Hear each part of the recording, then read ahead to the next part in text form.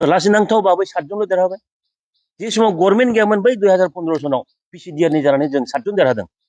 खिन्थु गभर्नमेन्ट थासेयाव मानो 7 जनल' देरहाखो नोङो? बे प्रश्ननि माने उत्तरखौ दिनैहाय जोङो नागिरनो थाङोब्ला बिनि दायनिगिरिखौ जों प्रमद बर'खौनो मोनगोन। दिनैनि गुबै टपिकआनो जाहैबाय जोंहा जे थांनाय बिटिसिनि बारग'सि प्रमद बर' सारनि दैदेननाय इउपिपिएल सरकारनि माखासे नेता गाहाय दैदेनगिरिफ्रा दिनै इउपिपिएलखौ नागारनानै बिपिएफआव जगदान आरो इउपिपिएलआ गोबां गिदिर खहा जानो थांगासिनो आरो खहा जागासिनो। थारैनो फैबाय थानाय एमएलए इलेक्सननि उनाव थारैनो इउपिपिएलआ जिर' जानो थांमारदों नामा?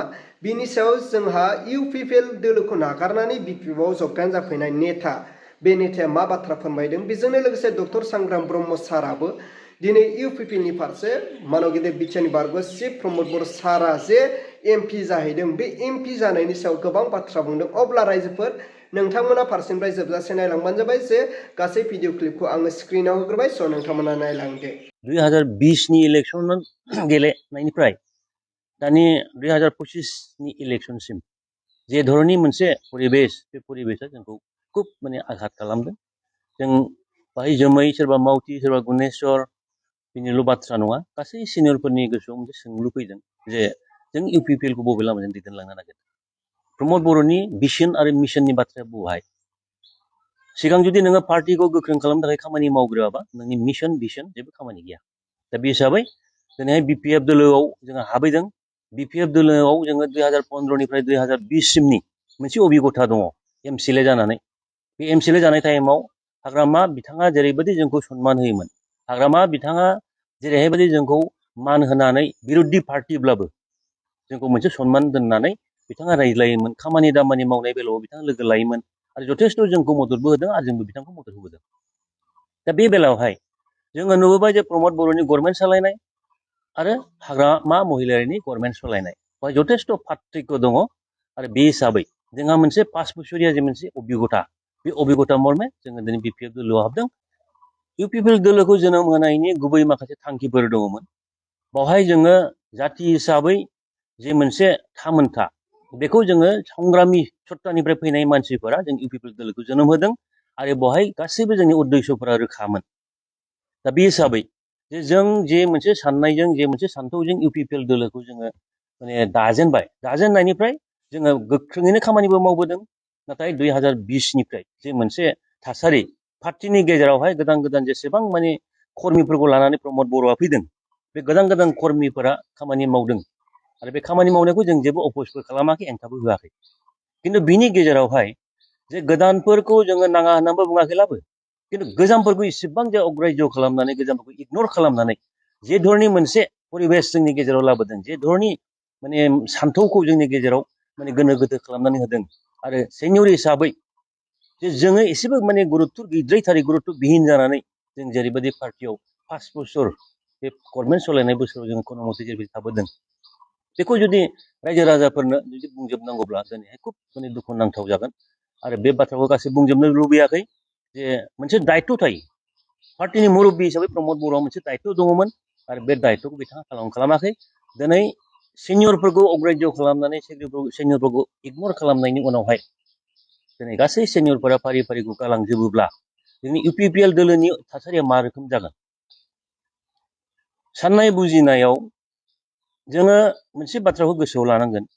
राजनितिनि बाथ्रायानो जाहैबाय मा? माने राजनितिक भाबै रायजो राजाखौ बोरै सहाय खालामनो। राजनितिनि मोनसे मुल उद्देश्यआनो जाहैबाय क्षमताखौ नों मारै दखल खालामनो। क्षमता दखल खालामनो थाखाय नोङो माबायदि जोंनि कर्मचारिफोरा, जोंनि कर्मकर्ताफोरा माबायदि खामानि मावनांगौ, बेफोरनि गाइडलाइन्सखौ नेताफोरा माबायदि होदों, दैदेनगिरिफोरा माबायदि होबोदों, बिनि सायाव निर्भर खालामो। दिनैहाय दैदेनगिरिफोरनि गेजेरावनो जुदि थासारिया, दैदेनगिरिफोरनि गेजेरावनो जुदि नोङो बुजा मेलाया, बुजा फराया गैया जायोब्ला नों जोंनि कर्मकर्ताफोरखौ बबे लामाजों नों दैदेनगोन? जोंनि कर्मकर्ताफ्रा माबोरै खामानि मावगोन? दा बे हिसाबै इउपिपिएल दोलोनि सरकार सालायनायनि बेलायावहाय दैदेनगिरिफोरनि बादैबो गासिबो सासेबो माने कर्मिफोरा सान्थि गैया, सासेबो कर्मिफोरा सन्तुष्ट जायाखै। आरो कर्मिफोरा जुदि सन्तुष्ट जायाबा नोंजों रायजो राजाफ्राबो थाफाया, बे स्पष्ट खोथा।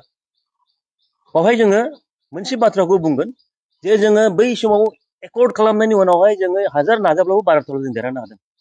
जों आसा खालामदोंमोन 5 बोसोर सरकार दानायनि उनावहाय जोङो फुरा माने बिटिसिखौ दखल खालामनो हासिगोन, जोंहा बे आसा दङमोन खिन्थु लाजिनांथाव बाबै 7 जनल' देरहाबाय जे समाव गभर्नमेन्ट गैयामोन बै 2015 सनाव पिसिडिआरनि जानानै जों 7 जन देरहादों खिन्थु गभर्नमेन्ट थासेयाव मानो 7 जनल' देरहाखो नोङो बे प्रश्ननि माने उत्तरखौ दिनैहाय जोङो नागिरनो थाङोब्ला बेनि दायनिगिरिखौ जों प्रमद बर'खौनो मोनगोन बाहाय दिनैहाय प्रमद बर'आ बुङो जे सिनियरफोरा आउटडेटेड जाबाय आउटमडेटेड जाबाय बिथांमोननि खामानि गैलिया आरो बे इउपिपिएल दोलोनि सेक्रेटारि राजु नार्जारिया बुंबाय जे बोराय बोरायजों जेबो जालिया बे बोराय बोरायफोरनो खामानि दायथ' होनानै लाब गैला आरो बेनि गेजेराव गोदानै फैनानै दिनैहाय माने लाइमोननि माबा सेक्रेटारि जागुलायबाय दिनैहाय बिनि आगोल ट्रेजारारमोननो फुकन लाहारि बे फुकन लाहारिया जुदि जोंखौ माने सेल्फिश होननानै बुंनो रोंबायब्ला बे सिनियरफोरखौ बा आगोल जों जाय फसंगिरिफोर बिसोर जुदि बे रोखोम जुदि खोथा बुंनानै जोंखौ उपदेश होयोब्ला जोंहाबो मोनसे नैतिक दायित्व थायो बे नैतिक दायित्वआ जाहैबाय मा नोंसोर जुदि जोंखौ मोजां मोनलाबा जोंखौ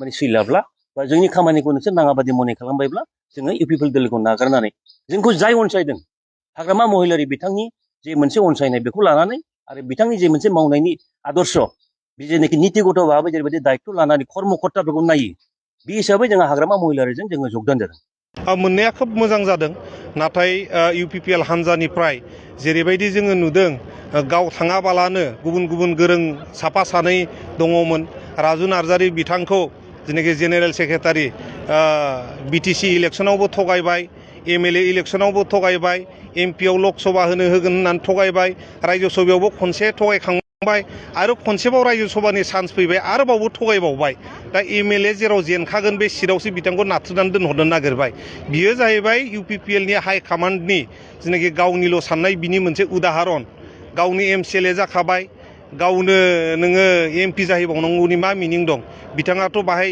अपोजिशननि जिनाखि रल बे अपोजिशननि रलखौ लानानै पाब्लिकनि खोथा बुंनांगौमोन दा बे अपोजिशननि रलखौ लानो बानानै पाब्लिकनि खोथा बुंनो बानानै बिथाङा दिनै दिल्लीयाव खारनानै थाहैनो नागिरदों अब्ला मानव गेदेर रायजोफोर नोंथांमोना नुबाय खोनाबाय दा नोंथांमोना बिनि बेलायाव मा कमेन्ट खालामहरो नोंथांमोना कमेन्टनि गेजेरजों फोरमायहर जे नोंथांमोननि कमेन्टखौ फरायनानै जों बयबो रायजो राजाफ्रा फैबाय थानाय एमएलए इलेक्सनाव सोरनो भट होनांगौ बबे मोनसे पलिटिक्स पार्टियाव बिनि बागै बुजिनो हायो अब्ला रायजोफोर दिनैनि भिडिअखौ आङो बेखिनियावनो फोजोबबाय भिडिअखौ मोजां मोनदोंब्ला लाइक लोगोसे चेनेलखौ मोजां मोनदोंब्ला साबस्क्राइब